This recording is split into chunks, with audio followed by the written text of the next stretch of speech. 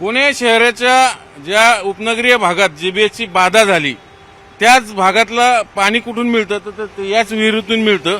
म्हणजे आता जरी ते पाणी शुद्धीकरण केलं असलं पण इथूनच ते सगळ्या जीवाणूची विषाणूची जीबीएसच्या विषाणूची बाधा झाल्याचा आरोप होतोय.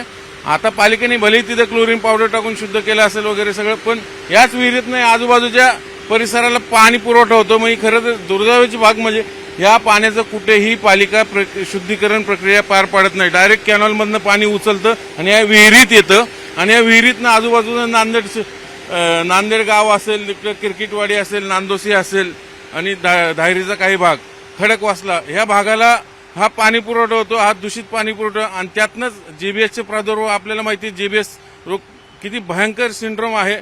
आज या परिसरात जवळपास एकट्या किरकिटवाडीत 14 पेशंट आहेत, खडकवासल्यात 8 पेशंट आहेत, नांदेड सिटीत 6 पेशंट. म्हणजे अशी पेशंटची संख्या जर पाहिली 73 पेशंट आज मितीला आहेत आणि सगळ्यांची बिलं जी आहेत लाखांनी येत आहेत.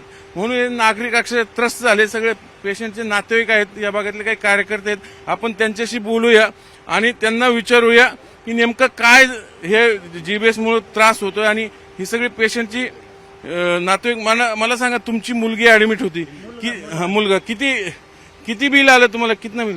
4 लाख। कहाँ से क्या हुआ तुमको?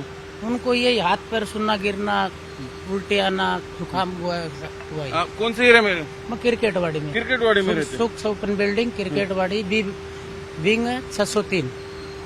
बिल कितना है? 4 लाख।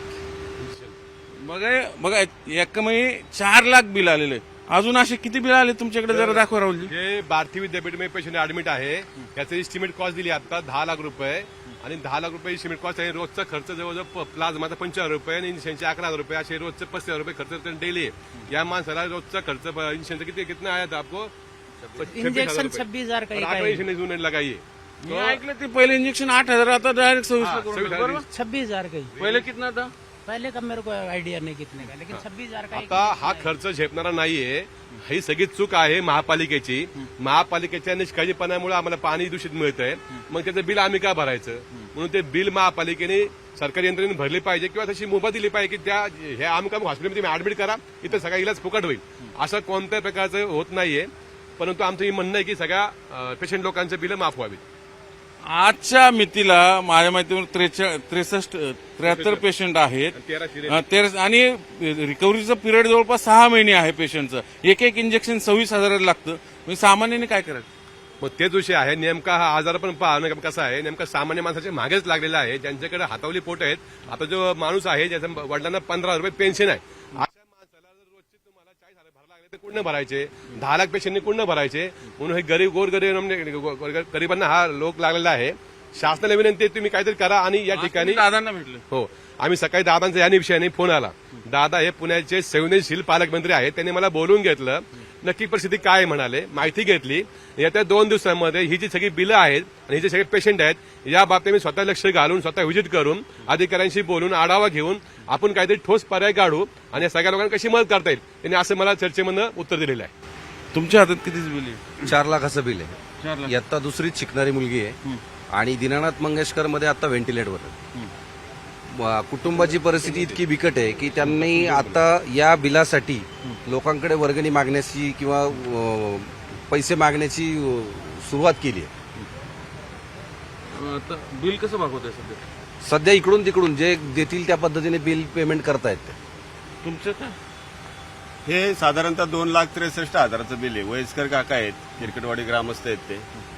त्याच्या आधी ते 2 वेळा खाजगी रुग्णालयात जाऊन आले. आता थोडा फार फरक आहे, पण म्हणावा असा काय रिझल्ट भेटत नाहीये. या दवाखान्याचं बिल भरायला त्यांच्याकडे कुठल्याही प्रकारचे पैसे नाहीत. ते मदतीची अपेक्षा करत आहेत.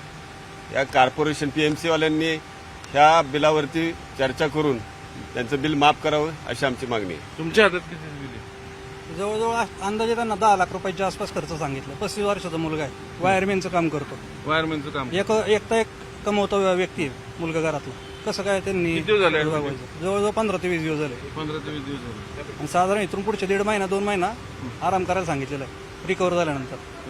हा, पडवळ म्हणून एक मुलगी आहे 16 वर्षाची. तिचा अंदाजे खर्च 10 लाख रुपये 12 लाख रुपयाच्या आसपास सांगितलं. दीनानाथमध्ये ऍडमिट आहे. तिचे वडील स्लायडिंग विंडोचं काम करतात. साधारण कुटुंबातली आमच्या कोल्हेवाडीतली सोनार म्हणून मुलगी आहे. त्यांच्या जवळ 8.5-9 लाख रुपये त्यांना कोटेशन दिले दीनानाथवाल्यांनी. पण त्यांची परिस्थिती बांधकाम मजूर आहे, त्याचे आई वडील. त्यांची अशी परिस्थिती की गावातल्या स्थानिक लोकांशी किंवा यांच्याशी कॉन्ट्रीब्युट करून त्यांनी आतापर्यंत खर्च भागवलाय.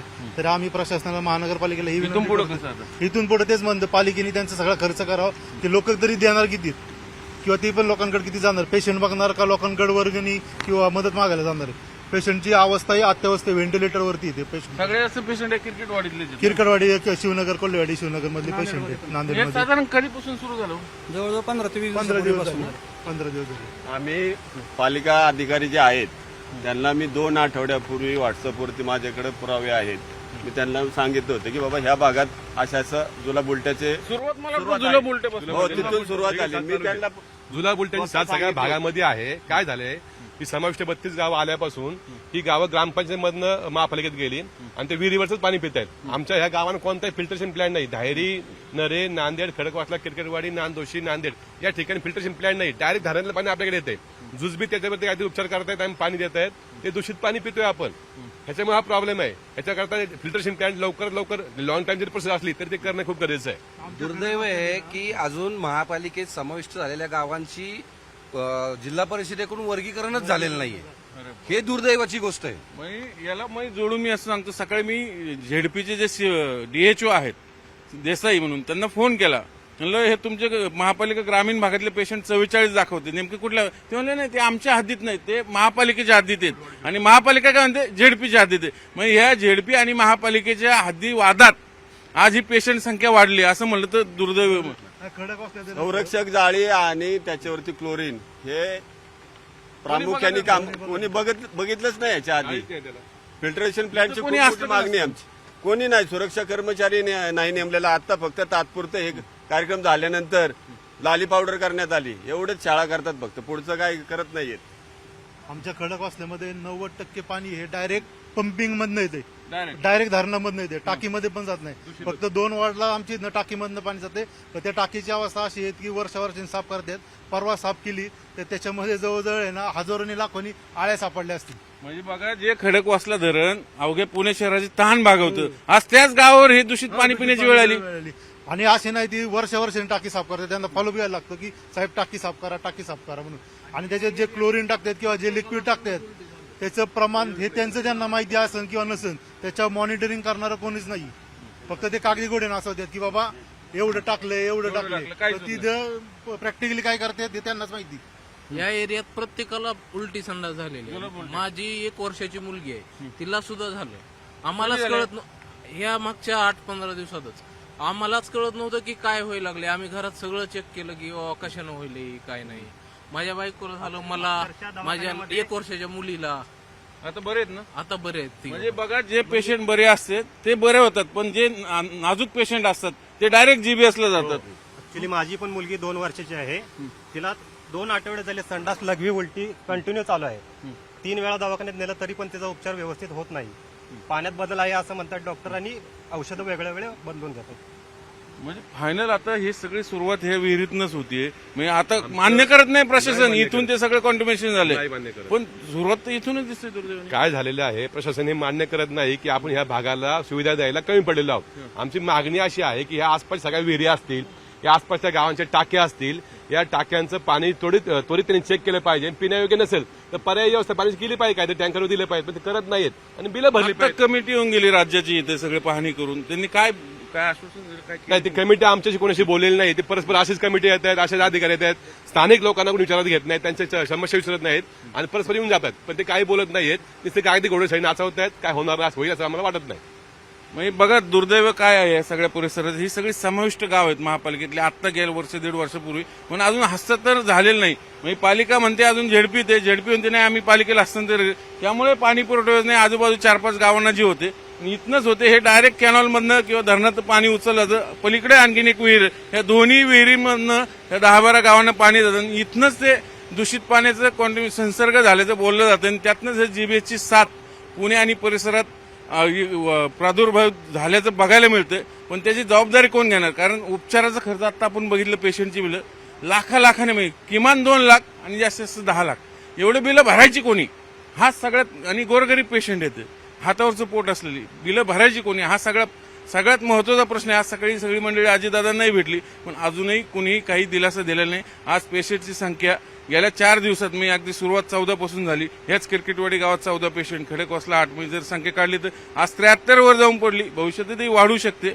यांचे लाखाचे बिलं भरायचे कोणी. आज हातावरचं पोट असणाऱ्या माणसाने मी पेशंट म्हणजे सुदैवाची बाब आहे की मृत्यू होत नाहीत, पण ते पेशंट जगवायचे कसे. आज रिकव्हर व्हायला किमान 6 महिने लागते त्या जीबीएसच्या सगळ्या सिंड्रोममधनं, आणि ते इंजेक्शन आहे 26,000ला. हे सगळे बिलं भरायचे कोणी, हा सगळ्यात महत्वाचा प्रश्न आहे. म्हणून शासनानं ह्या सगळ्या रुग्णांचा उपचार जो आहे फुकट करावा. जीबीएस रुग्णांचा पुण्यात जे साथीमुळे तयार झाले दूषित पाण्यामुळे, अशी मागणी आहे. हे सगळ्या परिसरातले मी खडकवासला, किरकिटवाडी, नांदोशी, नांदेड फाटा भागातले रहिवाशी करतायत, दायरी फाटा भागातले. बघूया आता शासन यांची दखल घेते की नाही आणि या रुग्णांना आधार देते की नाही. व्हिडिओ जर्नलिस्ट गणेश कदमचं, चंद्रान फुंदे, न्यूज 18 लोकमत, धायरी, खडकवासला, किरकिटवाडी.